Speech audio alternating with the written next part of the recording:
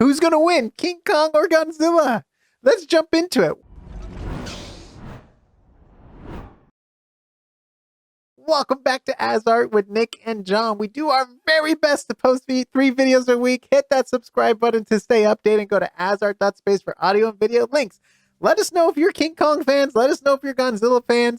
Let us know if you're experts. We are not experts, but we love watching old movies. We covered 1988 Narnia. We did the what was the one with the rabbits that are very Watership Down. Watership Down. We like old movies and we're going through them. And what's so cool, you can find a lot of old movies on HBO Max now. We're big fans of HBO Max, and we've stated that many times. But today, we're going to talk about King Kong versus Godzilla.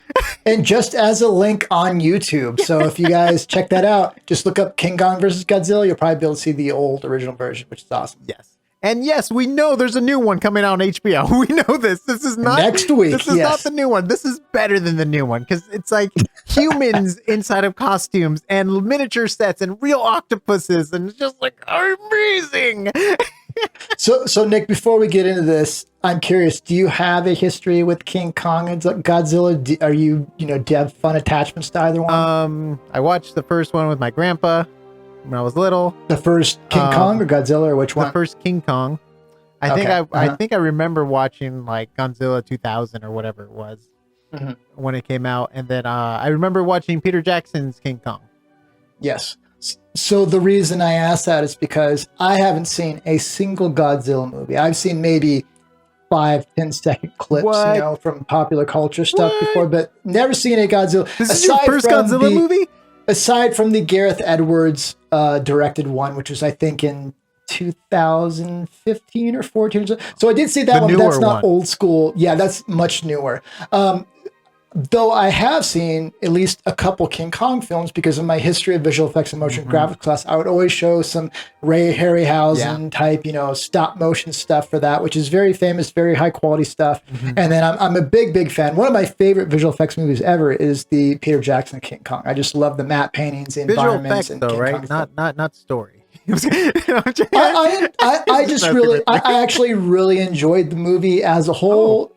But visual effects especially, yeah. I feel like the visual effects complemented the story in the movie very well. Yeah, I thought we're not going to review that movie, but yes, I totally remember watching that movie.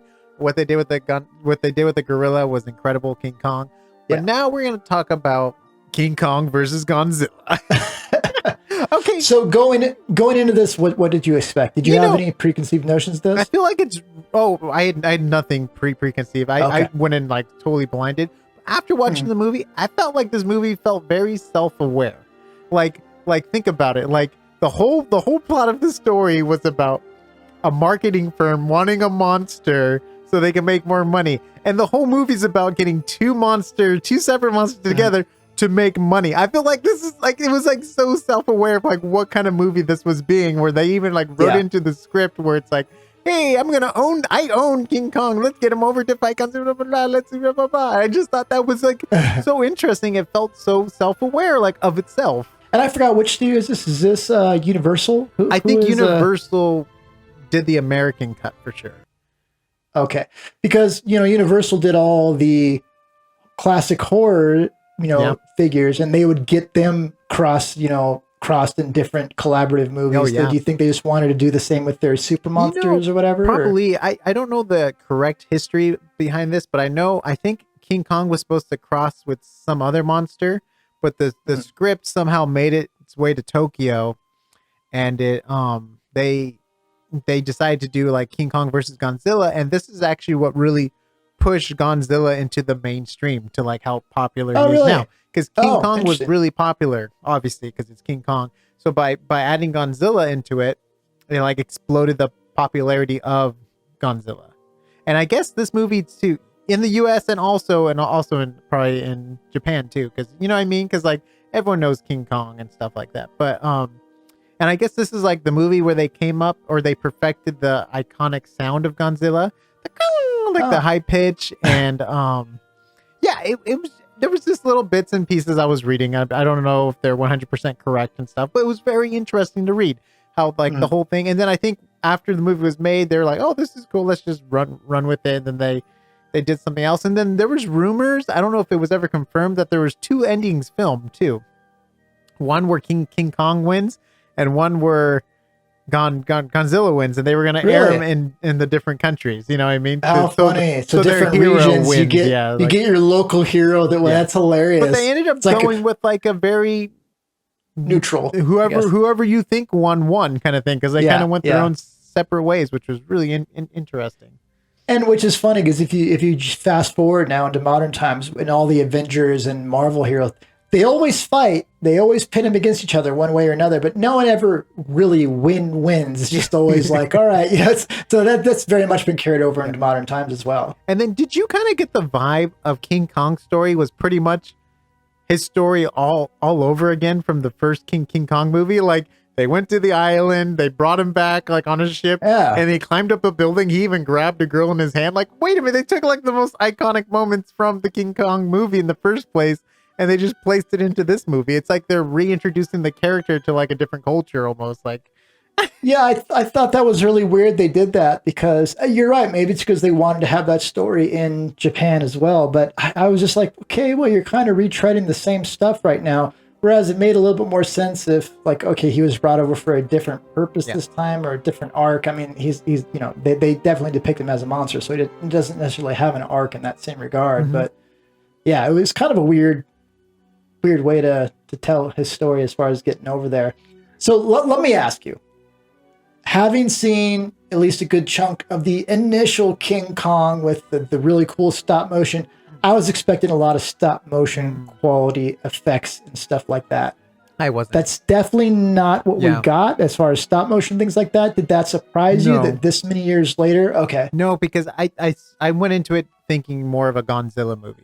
And Godzilla movies were more of like the miniatures. And you had a person inside the costume in the suit. Because remember, this wasn't made in the U.S. This isn't like a King Kong movie. It's like they bought the IP, or they used the IP. Oh, okay. In Japan, it's a they had it was directed over there. Most of the actors were I think they had some American actors that they were kind of directing. I think that was the scene in the submarine. Maybe that's why the acting didn't feel as expressive as other characters in the movies. Yeah, I went into it thinking it was a Godzilla movie, like like the whole like person inside the suit and stuff. And what's so funny? You can tell like they have done a Godzilla movie before, because the Godzilla costume looked really good.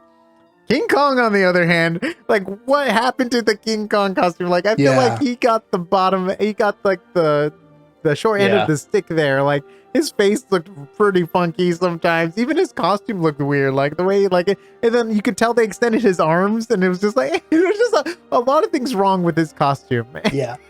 The one thing I will say about it though is Godzilla we don't have really running around. We have dinosaur recreations as far as skin from skeletons and bones we find, but we don't know what that would look like exactly. So for us, that's a little bit more of a imagination type thing, whereas King Kong, along with apes being the closest to us, we also have a lot of visual reference that's still around. But yeah, King Kong definitely looking a little bit B-grade budget there. Yeah, but then again, what, if you think about especially the scene where they put him up with the balloon.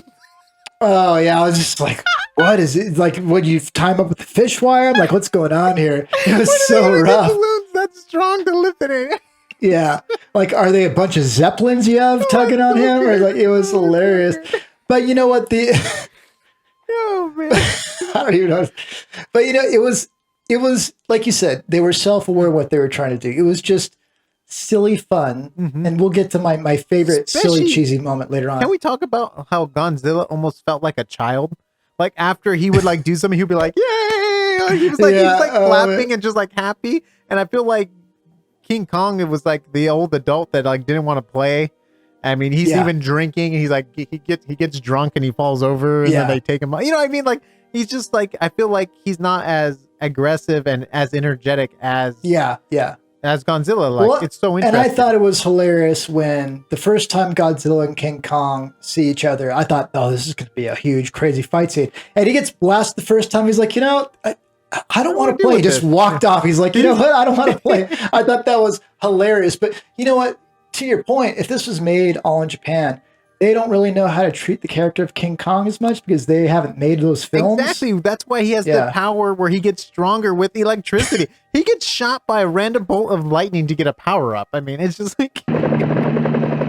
Ooh, Godzilla is roasting King Kong. Electrical storm up ahead of us, sir. Lightning bolts. Kong has a chance. Electricity makes him stronger. Now watch. Electricity makes him stronger? Uh-huh.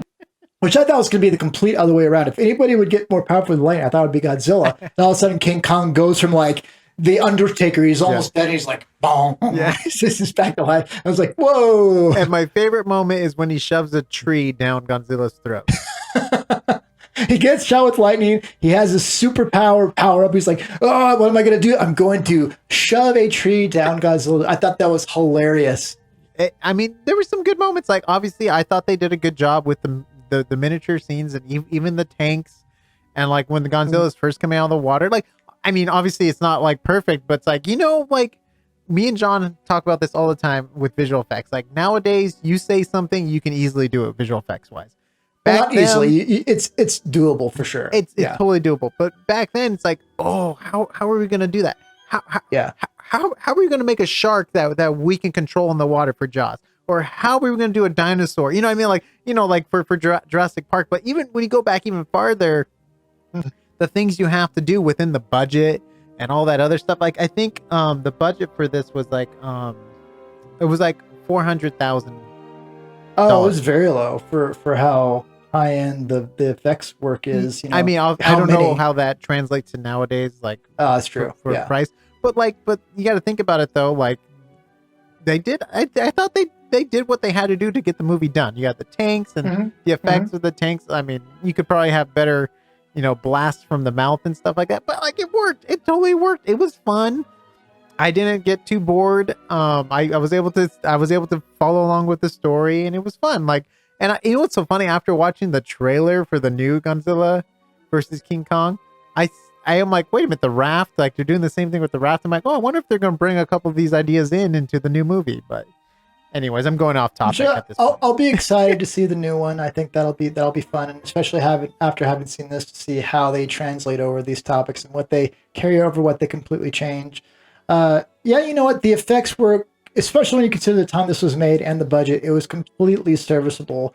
You would get a lot of, you know, like kind of not well done green screen or blue screen stuff, rubble falling in the scene and trying to composite different layers optically. But at the same time, you couldn't really do that better at the time, even if you had the technology. Yeah. You couldn't color correct elements beforehand. Yeah, so Nick was saying the octopus, right? Go ahead. That was a real octopus that they used. That's so crazy, isn't it? Like, obviously they used a fake one when it was on the Godzilla and stuff, but like, it was so cool to see a close-up of the octopus and stuff. Like, you probably can't even get a render that good. It was... You know, the hardest part about the like using real stuff was, for the scale, was the speed. Yeah. Like, you would have things moving and falling or whatever it was, and it would feel like it would be moving or falling too fast. Yeah. So the thing you can do with miniatures and stuff like that is you figure out the scale, and you have to adjust your frame rate, how many frames per second you're filming, to have it go slow enough to make it feel like these massive boulders falling this great distance, things like that. And there's definitely a lot of effects work where stuff was still moving at its regular rate, even though they're trying to depict it as being much bigger. But again, now you can do that like on a phone, right? You can shoot 240 frames per second easy. But up until, you know, just a handful of years ago, you had to shoot that on physical film and crank. They call it overcrank. You have to crank the film faster, and film is very expensive. So to do that would be very expensive, and I wouldn't think they had the budget for that here. What did you think of the human actor? You know what? So this is a Godzilla trope for sure, but since I had never seen Godzilla movies, the biggest thing that threw me off is the lip syncing, you know, for English. We did watch the English dub version of it. Yes. I mean, if someone's going, look, it's Godzilla, I just cannot take that seriously. I can't. You know, I can't watch any foreign film with English vocal tracks because it just throws me off too much. So I always watch them in their native, you know, kind of language. But in this case, you know, we looked at what was on YouTube. On YouTube, they had the English dub, and so for me, that threw it off a lot. So I was having a hard time just doing the human characters at all. But they were pretty expressive.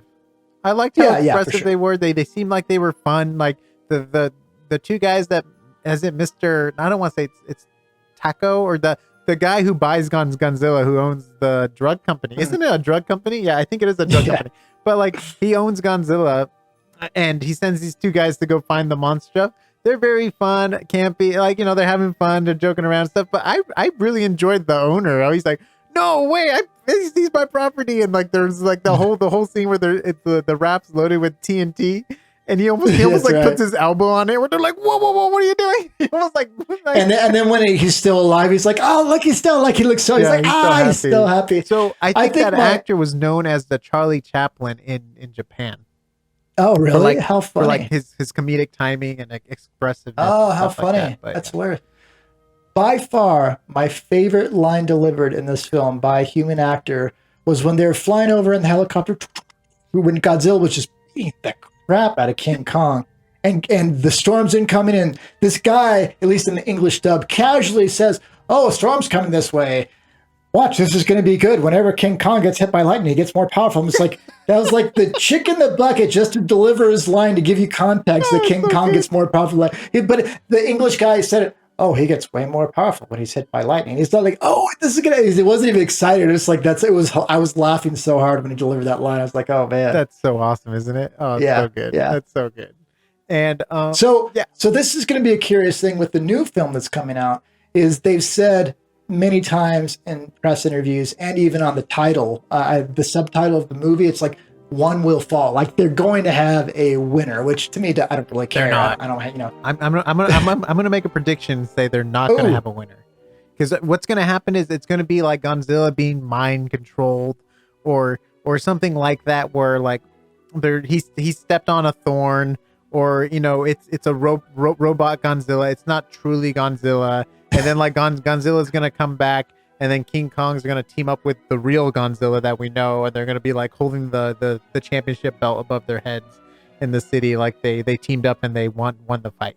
There's no way they're gonna have a true winner. Come on, John. And I'm going to predict that Nick is on the secret sauce and just, you know, twigging out.